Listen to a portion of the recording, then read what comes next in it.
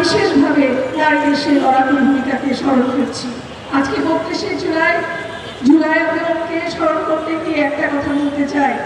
আজকে প্রমাণিত হয়ে গেছে যে রাজনীতি আপনার জীবনকে নিয়ন্ত্রিত করে। সুতরাং আপনাকে রাজনীতি করতে হবে এবং রাজনীতি করতে গিয়ে আপনাদেরকে আসলে সঠিক রাজনীতি করতে হবে।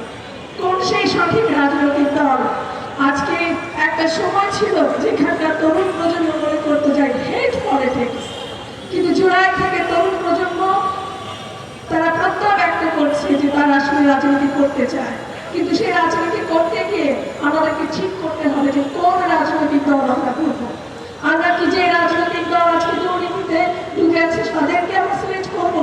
যারা আজকে শহীদদেরকে স্মরণ করছে না, যারা আজকে আহত যারা হয়েছে তাদের চিকিৎসার ব্যবস্থা করছে না, সেই রাজনীতির পিছনে এখনো আমরা ছুটবো?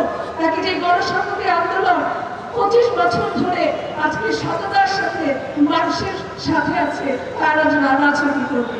মনে রাখবেন যে গণসংহতি আন্দোলনের পিছনে কোটি কোটি টাকার কোনো ইনভেস্টমেন্ট নাই। গণসংহতি আন্দোলন